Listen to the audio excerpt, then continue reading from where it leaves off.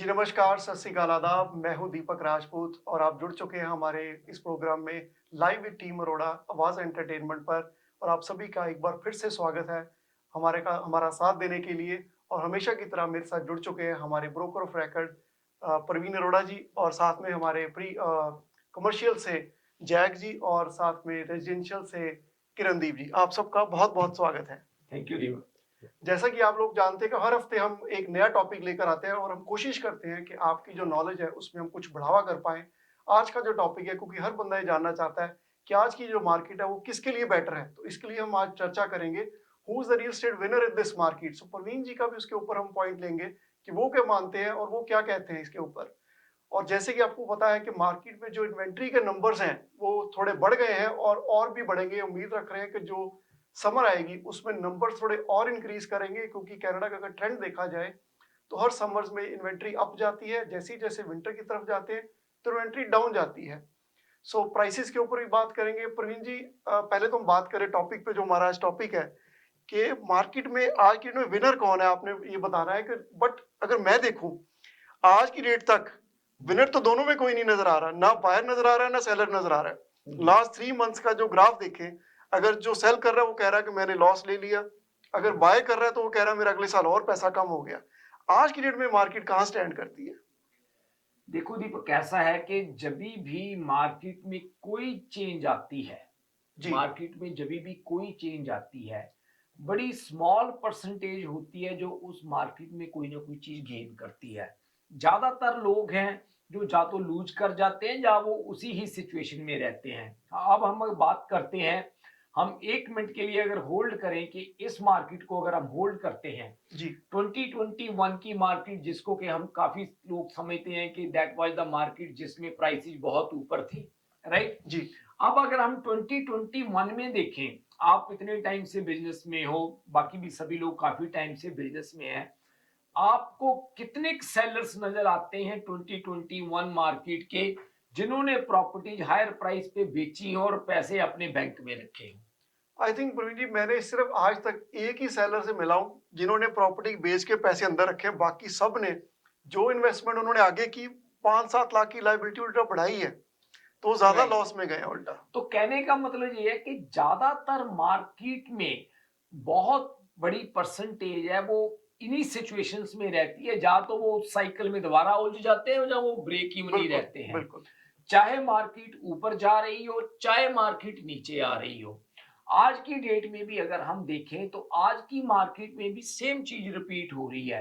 जैसे 2021 में लोगों ने हायर प्राइस पे घर बेचे जी और कईयों ने अपनी इन्वेस्टमेंट्स हायर प्राइस पे बेची, बड़ी थोड़ी परसेंटेज है जिन्होंने अपनी इन्वेस्टमेंट्स को या अपनी घरों को बेचकर जो उन्होंने इक्विटी बिल्ड की थी उनको किसी दूसरी जगह पे लगाया या उन्होंने उनको कहीं साइड पे किया। ज्यादातर लोगों ने क्या किया कि वो मार्केट में पैसे हायर प्राइस पे बेची प्रॉपर्टी, उन्होंने उसी मार्केट में उनको दोबारा कहीं ना कहीं लगा दिया। जी और जैसे आप बात कर रहे हो कि काफी लोगों ने तो क्या किया कि उन्होंने और लायबिलिटी ले ली, उन्होंने मतलब उससे ज्यादा इन्वेस्टमेंट कर दी जितनी उन्होंने इक्विटी उस मार्केट में बिल्ड की थी। बिल्कुल। और आज की मार्केट में भी क्या हो रहा है कि आज की मार्केट में भी बहुत थोड़ी परसेंटेज होएगी जब हम इस मार्केट से बाहर निकलेंगे कि हम कहेंगे कि ये लोगों ने इस मार्केट में बहुत ज्यादा गेन किया है। यस, आज की मार्केट का एक चीज जरूर है उस मार्केट से थोड़ा सा फर्क, कि जो बाइंग साइड आज की मार्केट में लग रही है, हालांकि ये भी प्रोडिक्ट करना बड़ा मुश्किल है कि आने वाले टाइम में ये चीजें कैसे होंगी, मार्केट किस तरफ रहेगी। पर मेरे को एक चीज ये लगती है कि जो आज की डेट में मार्केट में बाइंग है, शायद इससे ज्यादा मार्केट में बाइंग नीचे जाने की चांसेस बहुत कम है। उसका जो सबसे बड़ा रीजन मेरे को नजर आता है दीपक, वो ये है कि अगर हम आज के सिनेरियो को देखें, जो आज लैंड की कॉस्ट है, जो आज कंस्ट्रक्शन कॉस्ट है, जो आज डेवलपमेंट चार्जेस हैं, जो आज एचएसटी का कंपोनेंट है, जो आज सॉफ्ट कॉस्ट्स हैं, किसी भी घर को बिल्ड करने के लिए जिस प्राइस पे आज प्रॉपर्टीज बिक रही हैं, शायद इससे नीचे प्राइस का मिलना काफी मुश्किल होगा। मुझे मुश्किल लग रहा है। अनटिल अनलेस गवर्नमेंट कोई ऐसी मतलब पॉलिसी इंट्रोड्यूस करती है पर मेरे को उसका भी कोई बहुत बड़ा नजर नहीं आता कि कोई ऐसी पॉलिसी इंट्रोड्यूस की जाए कि एचएसटी खत्म होगी, डेवलपमेंट चार्जेस खत्म हो गए, मतलब आपने क्या कहते हैं जो कंस्ट्रक्शन की कॉस्ट है वो नीचे आ गई और जो लैंड है वो सस्ती हो गई। ऐसी चीजें मेरे को मार्केट में लगती नहीं। हो सकता है कोई एक आधी चीज मतलब मार्केट में चेंज आए, पर इन सारे फैक्टर्स का मार्केट में चेंज होना मेरे को लगता नहीं है आज की मार्केट में। प्रवीण जी, जैसे लेटेस्ट न्यूज़ जो आ रही है कि जैसे ट्रम्प साहब टैरिफ लगा रहे हैं, तो जैसे हमने कंस्ट्रक्शन की बात करी कि बहुत सारी चीजें जो टैरिफ के अंडर आएंगी उससे तो कॉस्ट बढ़ेगी। तो क्या जो ये घर बन रहे हैं, जो अभी प्राइसेस में मिल रहे हैं, क्या इसकी प्राइस नहीं बढ़ेगी? मैं वही आपकी बात कह रहा हूँ कि जैसे काफी अभी लोगों को ये लग रहा है, बाकी आई डोंट नो, मतलब ये चीजें टाइम बताएगा कि कैसे होंगी। मुझे जो लगता है कि अगर ये टैरिफ वाला पार्ट सॉर्ट आउट नहीं होता, जैसे टैरिफ जी, लगता है, तो डेफिनेटली कई चीजों ने तो थोड़ा महंगी हो जाना है। बिल्कुल। That is the one thing. And secondly जो दूसरी चीज है दीपक, वो एक ये है कि जो कंस्ट्रक्शन के लिए ट्रेड है उनका नंबर डे बाय डे नीचे जा रहा है। बिल्कुल। और अगर देखा जाए अभी तक तो इमिग्रेशन की कोई ऐसी पॉलिसी नहीं है कि जो बाहर से ट्रेड को आने के लिए प्रमोट कर रही हो। बिल्कुल। आगे हम कह नहीं सकते कि आने वाले टाइम में क्या होगा, बट आज की डेट में ऐसी कोई इमिग्रेशन की पॉलिसी भी नहीं है कि जो ट्रेड को प्रमोट कर रही हो, कि जो ट्रेड है बाहर से आए और वो मतलब यहाँ पे आकर हमें मार्केट में जैसे कंस्ट्रक्शन में हेल्प करें। और तीसरी जो चीज है, जो टैक्सेस का पार्ट लग रहा है, जो डेवलपमेंट चार्जेज हैं, जहां हम जो एचएसटी की बात करते हैं, उसमें भी मेरे को कोई ऐसी बड़ी अभी तक तो चेंज नजर नहीं आती। अभी तक तो अगर हम बात करें, ज्यादातर देखा जाए तो टैक्स बढ़ ही रहे हैं चीजों के ऊपर, अभी कम होने वाली कोई इतनी सिचुएशन नजर नहीं आ रही।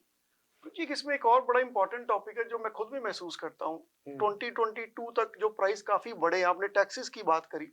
हम्म, जो हाउसिंग में टैक्स लगता है, हम सभी भरते हैं, तो हम्म। वो टैक्स उसी प्राइस के हिसाब से ही चल रहा है, जबकि घरों की प्राइस ऑलमोस्ट 30% डाउन चलेगी। तो क्या वो टैक्स की अमाउंट नहीं कम होनी चाहिए थी?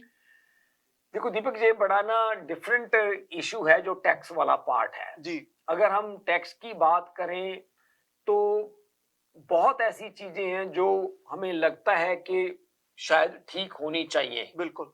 मतलब काफी ऐसी चीजें हैं जो ठीक होनी चाहिए। जी, और मुझे ये लगता है कि नो डाउट टैक्स अगर लोग ना पे करें तो डेवलपमेंट नहीं होती। टैक्स पे करना भी बड़ा जरूरी है किसी भी कंट्री को चलाने के लिए। जी। बट बात एक थोड़ा सा ये है कि वो टैक्स यूटिलाइज कहाँ पे हो रहा है, वो एक बड़ा जैसे कह लो कि एक डिफरेंट मेन इशू, मुद्दा, बड़ा एक डिफरेंट इशू है। बिल्कुल आपकी बात सही है कि जो डेवलपमेंट चार्जेज हैं वो पर यूनिट के हिसाब से लगते हैं, बिल्कुल। और वो जो डेवलपमेंट चार्जेज हैं बढ़ते रहे हैं। हालांकि इकोनॉमी में बाकी चीजों में काफी चेंज आई, एक टैक्स का ऐसा कंपोनेंट है जो एक बार बढ़ जाता है, नीचे नहीं चाहे आता। मार्केट में जो मर्जी चेंज आ जाए वो नीचे नहीं आता। बिल्कुल। आपकी बात बिल्कुल सही है। अगर हम लॉजिकली सोचें तो उस चीज को भी रिव्यू करना चाहिए किसी न बिल्कुल। किसी स्टेज पे। अगर हम बाकी चीजें रिव्यू करते हैं तो उसको भी रिव्यू करना चाहिए कि आज मार्केट की क्या सिचुएशन है, इसमें किसी चीज को अगर जरूरत है तो उस चीज को कम भी करना चाहिए। बिल्कुल। कहीं ना कहीं से राहत आए, चाहे थोड़ी आए, बहुत जरूरी है वो आज की बिल्कुल, डेट में। वो बिल्कुल जरूरी है।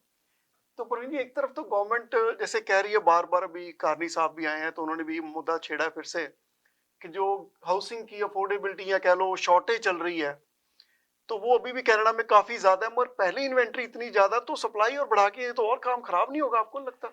देखो ये दीपक, लास्ट शो में भी हमने बात की थी। मुझे एक चीज ये लगती है, आपकी बात बिल्कुल सही है कि अगर हम जीटीए की बात करें, जीटीए से बाहर थोड़ा सा कहना मुश्किल है मुझे, मतलब उन मार्केट्स के बारे में हमें पता नहीं।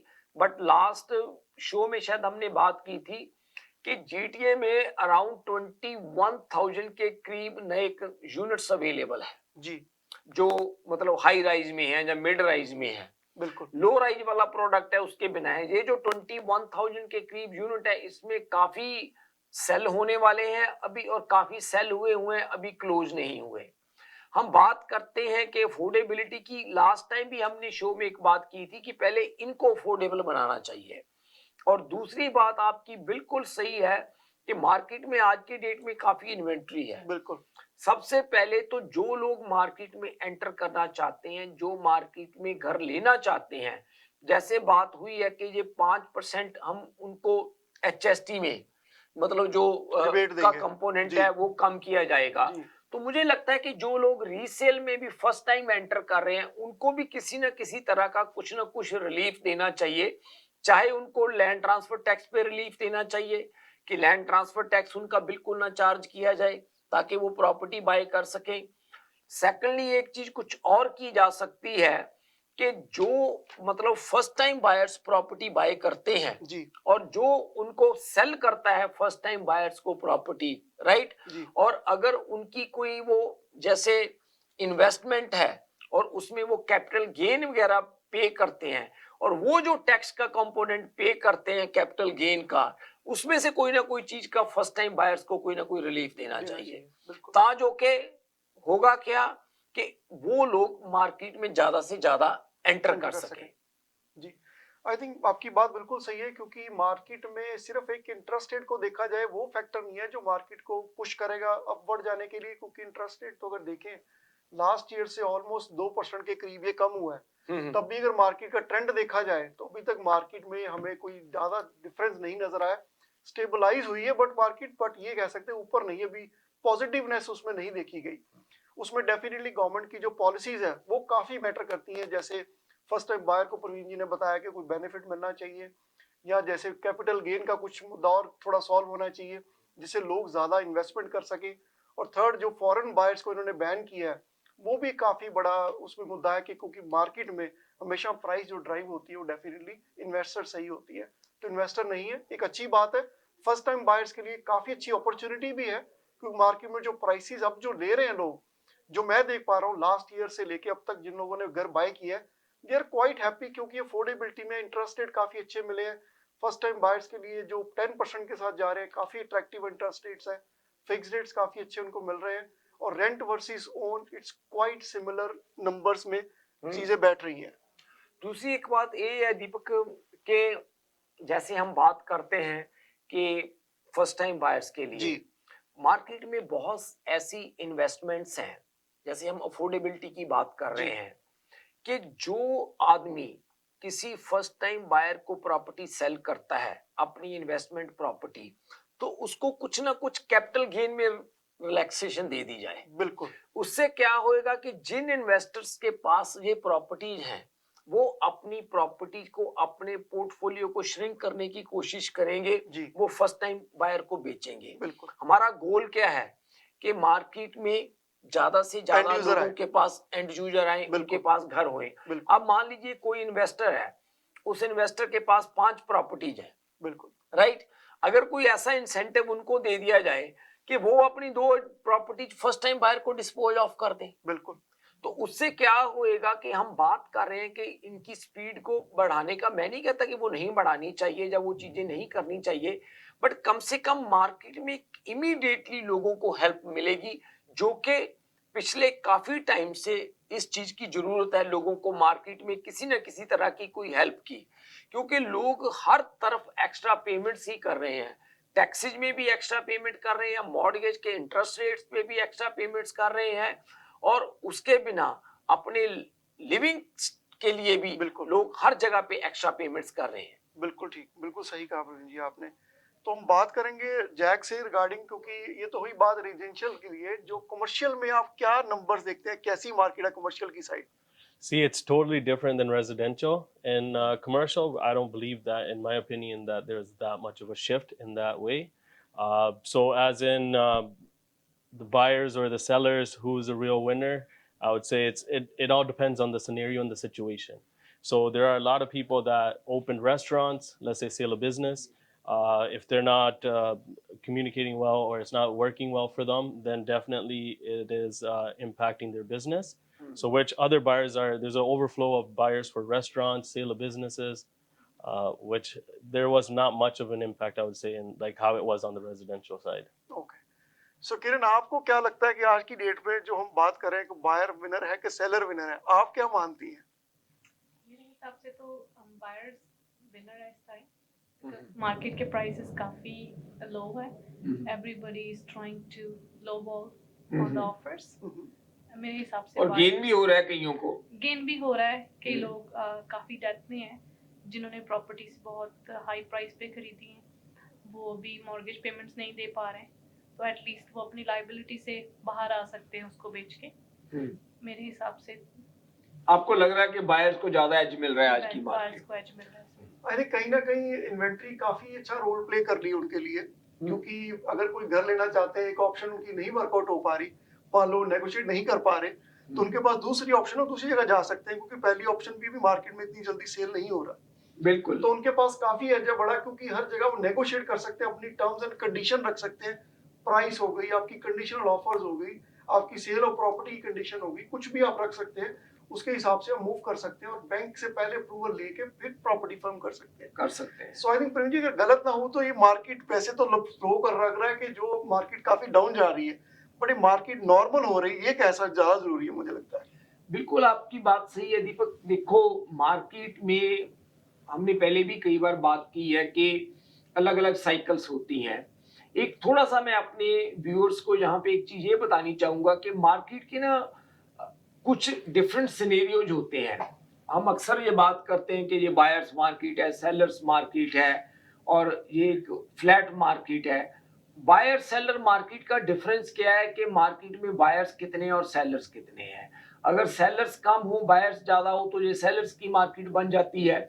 अगर बायर्स ज्यादा कम हो और सेलर्स ज्यादा हो तो ये बायर्स की मार्केट बन जाती है।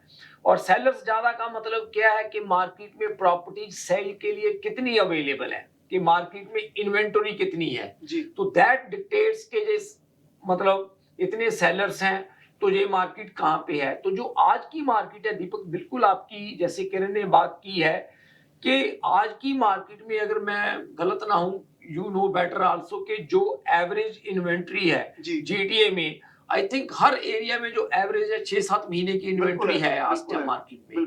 किसी में 7-8 की है, किसी में 5-6 की है। तो अगर एवरेज हम लगाएं तो 6 से 7 महीने की इन्वेंट्री है मार्केट में। और अगर 2-3 महीने की मार्केट में इन्वेंट्री होती है, कि इन्वेंट्री का मतलब ये है कि अगर कोई भी प्रॉपर्टी मार्केट में ना आए तो कितना टाइम लगेगा जो ऑलरेडी मार्केट में लिस्टिंग्स हैं उनको मार्केट में सेल होने के लिए।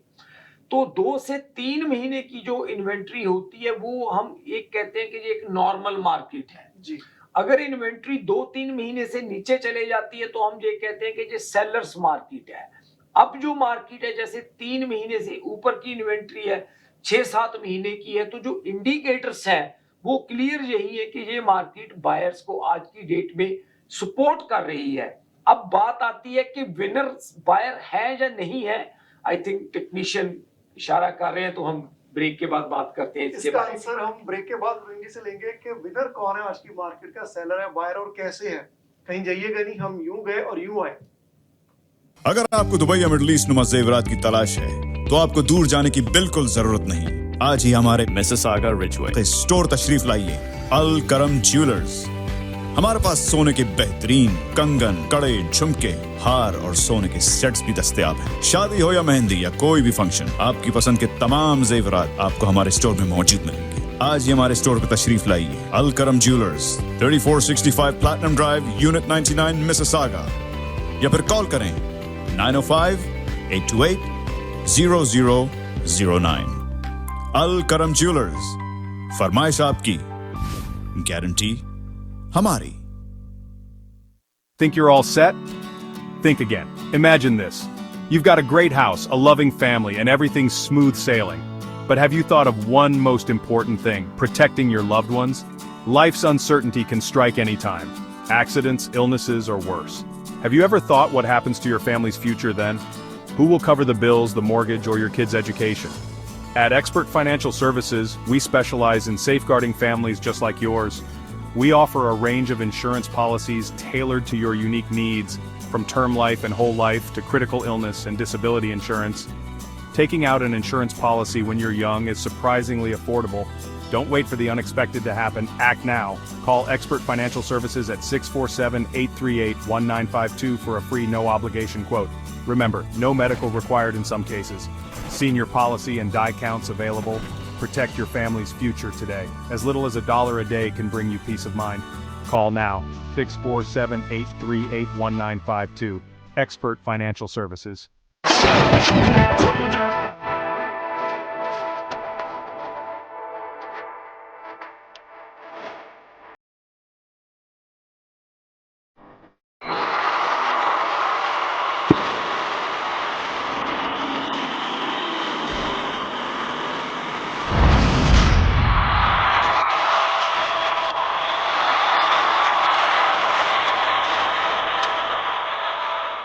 Use code Toronto11. Get your tickets now. Ticketmaster.ca.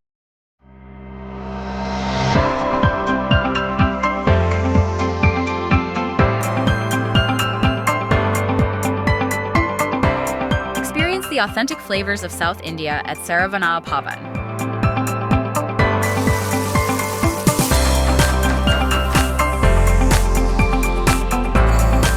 From our kitchen to your table, savor a taste of tradition. Fresh, flavorful, and 100% vegetarian. Join us at Saravana Bhavan, where every meal is a celebration.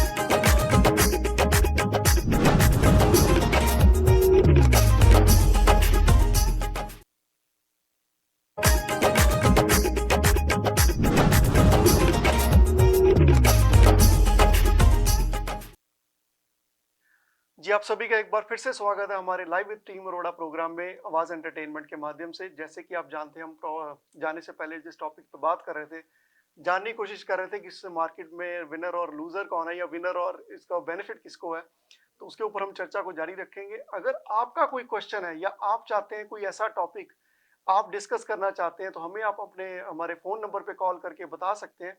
हमारे office का number है 4169108923। या आपका कोई question है तो हमें आप लाइव कॉल भी कर सकते हैं। हमारे ऑफिस का नंबर है, स्टूडियो का नंबर है 6474840018।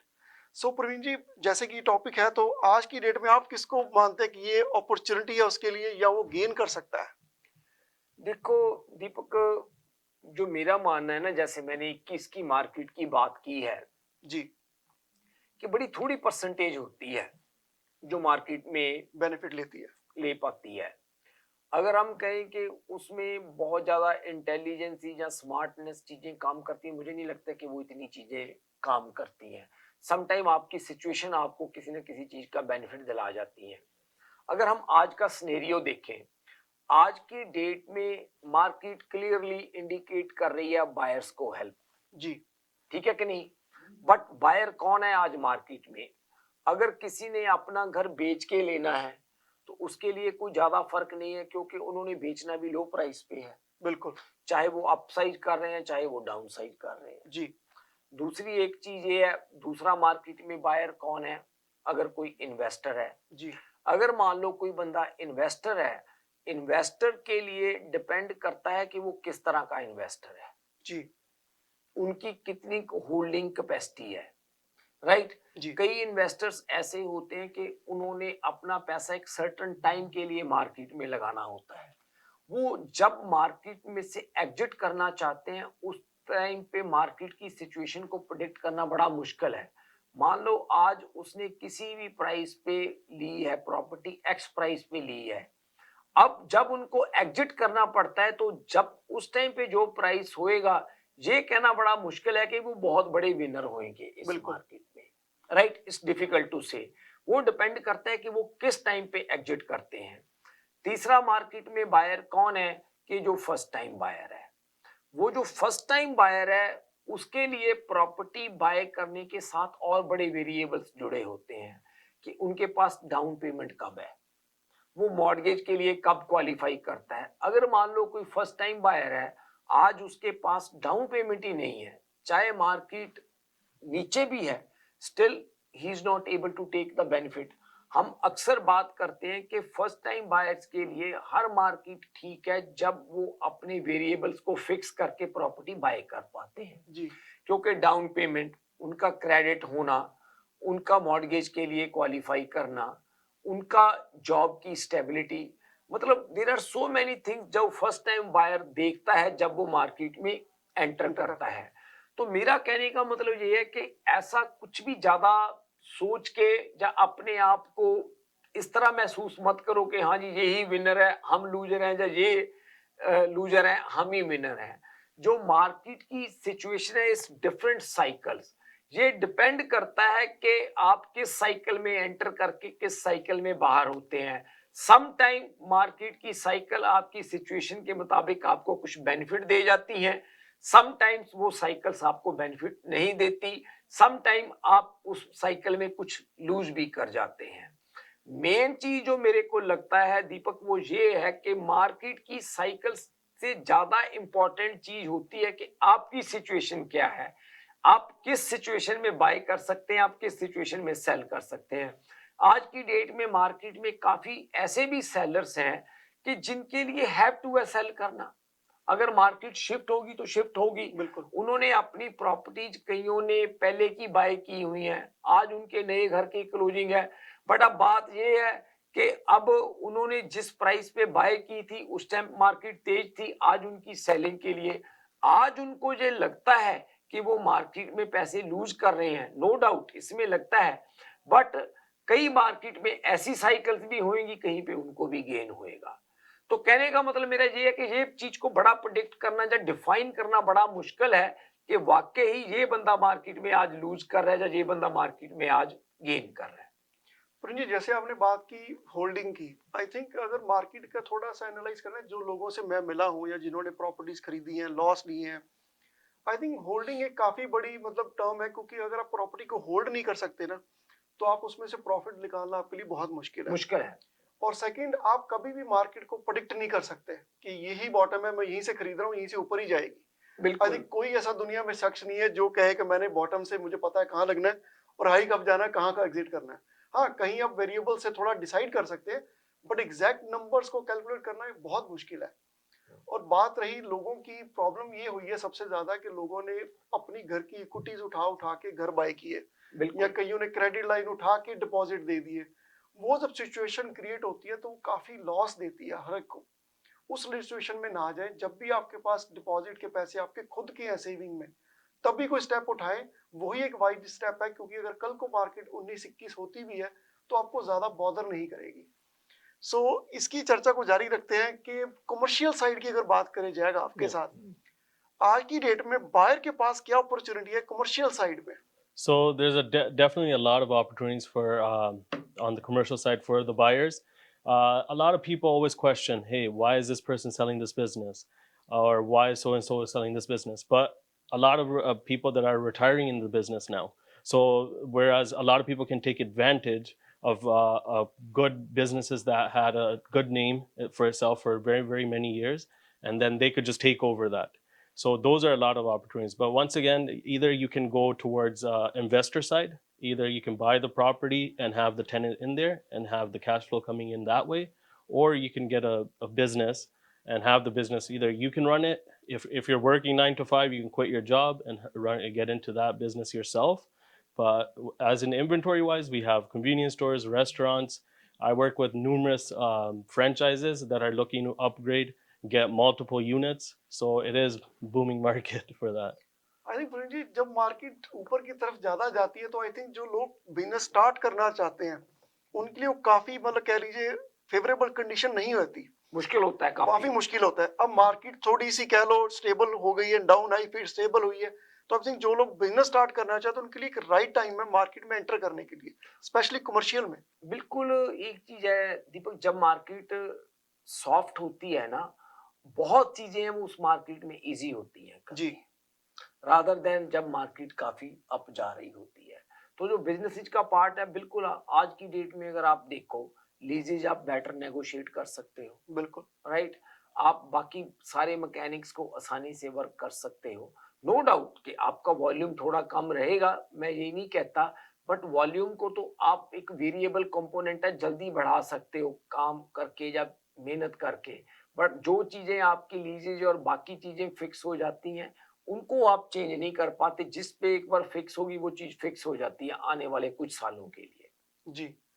सो प्रवीण जी, इसके बाद हम बात करें जो लिस्टिंग्स आप लेकर आए हैं बिल्कुल। मार्केट में, नई जो अपॉर्चुनिटीज की बात हो रही है, बताएं आपको क्या क्या अपॉर्चुनिटीज आपके लिए और क्या क्या नंबर्स आपके लिए मैटर करते हैं उस घरों में, और काफी ज्यादा अट्रैक्टिव प्राइसेस पे प्रवीण जी हमेशा लिस्टिंग लेकर आते हैं, तो उनसे दीपक बात आप करेंगे। बताएं ये कौन कौन सी लिस्टिंग्स हैं हाँ आज जी, हमारे पास। पहले हम शुरुआत करेंगे जो हमने नई लिस्टिंग लेकर आए हैं ब्रैम्पटन से, क्योंकि फर्स्ट टाइम बायर की बात हो रही है तो प्राइसेस काफी अट्रैक्टिव और उनकी फेवर में है। जो लोग सोच रहे थे कि मेरे पास $25,000 है या $30,000 है, मैं घर लेना चाहता हूँ, मैं ले नहीं पा रहा हूँ, तो आई थिंक वो ऑप्शन काफी हद तक यहाँ वर्कआउट होती है। अगर मैं पहली लिस्टिंग की बात करूँ, हम लेके आए पहली लिस्टिंग जो है 58 स्काई हार्बर पे।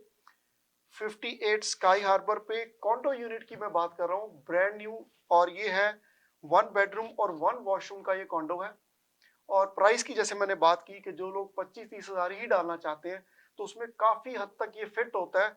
प्राइस है 459, जी हाँ 459, और लोकेशन आपको मिलेगी ब्रैम्पटन की वेस्ट साइड पे, फाइनेंशियल और स्टील्स पे, और कह लें मिसिसागा रोड एंड स्टील्स पे।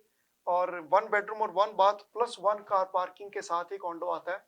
इसके ऊपर अगर आपकी कोई भी आप व्यूइंग करना चाहते हैं या आप इसको देखना चाहते हैं, हमें आप कॉल कर सकते हैं, तो आप व्यू भी बुक कर सकते हैं। उसके बाद फर्स्ट टाइम होम बायर जो फ्री होल्ड प्रॉपर्टी लेना चाहते हैं, मैं टाउन हाउस की बात करूंगा, 80 Finnegan circle. 80 Finnegan circle Brampton में, ये नॉर्थ वेस्ट ब्रैम्पटन कम्युनिटी में हमने घर लगाया है, और ये है वॉलनेस एंड चिंगूजी के एरिया में, या वॉलनेस एंड वेटरन के एरिया में कह सकते हैं। और ये 3 बेडरूम और 3 वॉशरूम का घर है, और प्राइस की अगर बात की जाए 874 का, जी हाँ फ्री होल्ड प्रॉपर्टी सिर्फ 874 में हमने लगाई है। और इसके ऊपर हम दोनों दिन ओपन हाउस कर रहे हैं, सैटरडे एंड संडे 2 to 4, और आप इस पे विजिट भी कर सकते हैं या व्यूइंग भी बुक कर सकते हैं। इसके आगे फिर से मैं ब्रैम्पटन वेस्ट की बात करना चाहूंगा। ब्रैम वेस्ट के एरिया में, फाइनेंशियल एंड स्टील्स के एरिया में 22 ब्रशवुड ड्राइव। जैसे कि आप घर देख रहे हैं, काफी जगह 2022 की बात की जाए, जैसे 2021 की मार्केट की हम बात करें, काफी हाई प्राइसेस में ये घर बिके हैं उस टाइम पे। और इसका सबसे बड़ी खास बात है कि इसके स्क्वायर फीट काफी अच्छे हैं, आपको हर चीज इसमें काफी स्पेशियस मिलती है। और इसमें बैक पे आपको डबल कार गैराज मिलता है। और इस घर में 4 बेडरूम और 4 वॉशरूम का ये घर है, और प्राइस सिर्फ 949 की रेंज में घर लगा है, और 4 वॉशरूम है, और ऊपर आपके पास काफी स्पेशियस लिविंग और किचन और बेडरूम साइजेस भी काफी अच्छे आपको मिलते हैं। इसके ऊपर भी हम दोनों दिन ओपन हाउस कर रहे हैं, सैटरडे एंड संडे 1:30 to 4, आप इसको आके व्यूइंग भी कर सकते हैं। इसी एरिया में मैं बात करूंगा ब्रैम वेस्ट के एरिया में एक और टाउन हाउस, क्योंकि लोग चाहते हैं कि हमें कुछ रेंटल इनकम की पोटेंशियल मिल जाए। आपके लिए इसमें काफी अपॉर्चुनिटी है इसको रेंट में कन्वर्ट करने की। 37 कोस्ट लाइन ड्राइव ब्रैम्पटन, क्योंकि एंड यूनिट है, इसमें पॉसिबिलिटी है कि आप बेसमेंट को रेंटल भी बना सकते हैं। और एक 4 बेडरूम और 4 वॉशरूम का घर है, और काफी स्पेशियस है, ये भी ऑलमोस्ट 1800 स्क्वायर फीट का ये घर है। और इसके ऊपर भी हम ओपन हाउस कर रहे हैं, and unit town house, Saturday and Sunday 2 to 4, इसके ऊपर भी आप व्यूइंग कर सकते हैं। इसके आगे हम बात करेंगे 43 वेजना क्रेसेंट, क्रेडिट वैली के एरिया में, विलियम पार्कवे और मिसिसागा के area, semi detach with basement, 4 bedroom and 4 washroom का ये घर है। और इसमें भी हम ओपन हाउस कर रहे हैं, और सैटरडे एंड संडे 2 to 4। आगे प्रवीण जी 1531 डेनबी रोड की बात करेंगे। किरण आपकी। हाँ जी जी। ये जॉर्ज टाउन में है, ये हमने आज ही लिस्ट किया है, और इसमें 4 बेडरूम्स है, 5 वॉशरूम्स है, और बेसमेंट फिनिश्ड है विद 2 बेडरूम्स। एंड अभी हम नेक्स्ट वीक इसका ओपन हाउस करेंगे। उससे पहले अगर आप शोइंग करना चाहते हैं, you can contact the team Arora at 416-910-8923। आगे मैं बात करना चाहूंगा 24 कुकव्यू ड्राइव।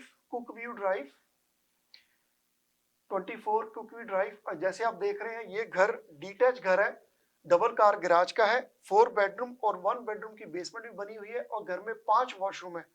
प्राइस की जैसे आपको पता है कि प्राइस काफी अट्रैक्टिव लेके आए हैं। डिटैच घर की प्राइस सिर्फ 1.3 मिलियन की, जी हाँ 1.3 मिलियन की। और इसके ऊपर भी हम Saturday and Sunday open house कर रहे हैं 1:30 to 4। इसकी भी आप विविंग बुक कर सकते हैं, हमें कॉल भी कर सकते हैं। आगे मैं बात करना चाहूंगा नॉर्थ वेस्ट ब्रैम्पटन की 74 एबरक्रॉम्बी क्रेसेंट। प्राइस की बात हो रही है, पहले मैं बता दूं इस घर का जो स्क्वायर फीट है वो ऑलमोस्ट 3300 प्लस और लीगल बेसमेंट के साथ। और ये घर की अगर बात करें प्राइस की तो सिर्फ 1.5 मिलियन में, कहाँ ये घर 2 मिलियन प्लस के बिक रहे थे, आज सिर्फ और सिर्फ 1.5 मिलियन में हमने ये घर लगाया हुआ है। और काफी वेल मेंटेन्ड घर है नॉर्थ वेस्ट ब्रैम्पटन की कम्युनिटी में, रिमेम्बरेंस और चिंगूजी के एरिया में। आप इसके ऊपर भी हम ओपन हाउस कर रहे हैं सैटरडे एंड संडे 1:30 to 4। इसके ऊपर भी आप विंग कर सकते हैं। आगे किरणदीप आप बताना चाहेंगे 38 रोजवेल क्रेसेंट रोजवेल पे रोजवेल भी एक जॉर्ज टाउन में घर है हमारे पास, 5 बेडरूम और इसकी लीगल बेसमेंट है, 3 बेडरूम की फिनिश्ड लीगल बेसमेंट है। इसमें बहुत अच्छा रेंटल पोटेंशियल है, ऑलमोस्ट $2,300 अभी करंटली उसका रेंट आ रहा है। So it's a very good opportunity to secure this property. If you need more information, you can reach out to at 416-910-8923. आगे मैं बात करूंगा प्रॉपर्टी 79 लॉन्जिविटी रोड ब्रैम्पटन में, वॉलमार्ट के सामने मिसिसागा रोड एंड क्वीन के एरिया में जो सब डिवीजन बनी है। काफी नए घर है और काफी बेहतर घर बने हुए हैं और लॉट साइज भी काफी अच्छे हैं। ये घर हमने परसों ही लगाया है। इसके ऊपर है 79 लॉन्जिविटी रोड, 4 बेडरूम का ये घर है। जैसे कि आप एलिवेशन देख रहे हैं, लीगल बेसमेंट अपार्टमेंट के साथ है। काफी अच्छी इसकी बेसमेंट में ह्यूज लाइट क्योंकि डबल डोर एंट्रेंस है और ऊपर 4 बेडरूम है, 3 वॉशरूम है। इसके ऊपर भी हम दोनों दिन ओपन हाउस कर रहे हैं। और प्राइस की अगर बात करूं 1.6 मिलियन में घर लगाया है। इस नेबरहुड की अगर प्राइस की बात की जाए, यहाँ पर मोस्टली घर जो है 2-2 मिलियन के लिस्टेड है। इसके ऊपर भी आप विजिट कर सकते हैं सैटरडे एंड संडे 1:30 to 4। आगे बात करेंगे 29 लैडब्रुक। हाँ जी, 29 लैडब्रुक क्रेडिट वैली की बहुत ही अच्छी लोकेशन पे है और ये कॉर्नर यूनिट है, 5 bedroom and 3 bedroom basement, finished legal basement. बहुत ही अच्छा रेंटल पोटेंशियल है इसमें। अगर हम दोनों दिन इस पे ओपन हाउस कर रहे हैं, अगर आप ओपन हाउस पे आना चाहते हैं आप आ सकते हैं। और अगर आपको प्राइवेट बुक शोइंग बुक करनी है तो आप टीम अरोड़ा को कांटेक्ट कर सकते हैं। 35 पाथवे ड्राइव 35 पाथवे ड्राइव भी क्रेडिट वैली में ही है। ये बहुत ही अच्छा क्रेडिट वैली का बहुत ही अच्छा पॉश एरिया है। ये क्वींस एंड क्रेडिट वैली पे पड़ता है और इसमें 5 बेडरूम है और रवीन लॉट है। इसमें 5 वॉशरूम है, फिनिश्ड बेसमेंट है और वॉकआउट बेसमेंट है। इस पे भी हम दोनों दिन ओपन हाउस कर रहे हैं। अगर आपको कोई इन्फॉर्मेशन चाहिए आप हमें कॉल कर सकते हैं at 416-910-8923। अगली प्रॉपर्टी हम लेके हैं 1325 रेबेका स्ट्रीट ओकविल। ये जो प्रॉपर्टी है दीपक, रिबेका के ऊपर ये कस्टम बिल्ट घर है और ओकविल में है। और जैसे दीपक आप जो देख रहे हैं ना, जिस प्राइस पे ये प्रॉपर्टी की कंस्ट्रक्शन हुई है, ये बिल्ट हुआ है घर लॉट को मिलाकर, आज ये प्रॉपर्टी आपको कम से कम 6 से 7 लाख डॉलर उससे नीचे मिल जाएगी। कहने का मतलब ये है कि इस मार्केट में अच्छी अपॉर्चुनिटीज हैं, राइट। अगर आप चाहें आप इसको अवेल कर सकते हैं। यही आपको बेनिफिट है जो हम बात कर रहे हैं कि आज की मार्केट में इस साइकिल का अगर आप कुछ फायदा ले सकते हैं तो ये जो प्रॉपर्टी है इसके ऊपर भी हम इस वीकेंड के ऊपर दोनों दिन ओपन हाउस कर रहे हैं। कस्टम बिल्ट घर है। मैं एक कहूंगा कि एक बार आप आके देखें जरूर इस प्रॉपर्टी को, आपको खुद अपने आप पता चल जाएगा कि क्या इसकी कंस्ट्रक्शन होगी और किस प्राइस पे हम इस प्रॉपर्टी को सेल कर रहे हैं। सो यहाँ लिस्टिंग्स का नंबर्स की बात हो चुकी है और इसके बाद मैं बात करूंगा। प्रवीण जी, जाते जाते आप क्या कहना चाहेंगे कि मार्केट जो है किस तरफ आपको लगता है कि जाएगी? देखो, मार्केट में क्लियर इंडिकेशंस है कि आज की डेट में बायर्स बेनिफिट ले रहे हैं इस मार्केट में और ले सकते हैं। इसमें कोई दो राय वाली बात नहीं कि मार्केट का जो झुकाव है वो बायर्स को आज मार्केट ज्यादा एज दे रही है। बट वो भी तभी है कि अगर आपकी सिचुएशन ऐसी है कि आप इस साइकिल से उस टाइम पे एग्जिट करते हैं जहां पे ये साइकिल आगे ऊपर है। कई बार क्या होता है कि हम उस प्रॉपर्टी में एक लंबी साइकिल में रहते हैं तो जो आपका गेन होता है वो ओवर द पीरियड सेटल हो जाता है।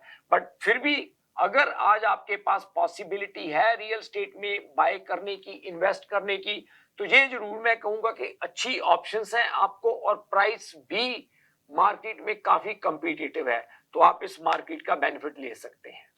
अगर आप भी घर को सेल करना चाहते हैं या सोच रहे हैं और आप बाय करना चाहते हैं, तो एक बार मैं ही कहूंगा कि हमें कॉल जरूर करें, मशवरा जरूर करें। हो सकता है हमारी कुछ जो नॉलेज है वो आपके कुछ काम आ सके, आपको कुछ आपकी इनकम में या आपकी प्रॉफिटेबिलिटी में कोई इजाफा कर पाए। तो हमें आज के लिए शो समाप्ति करने का मौका, सॉरी शो समाप्ति का टाइम हो चुका है। तो अगले हफ्ते फिर मिलेंगे, सेम समय सेम दिन। Thank you so much. Thank you.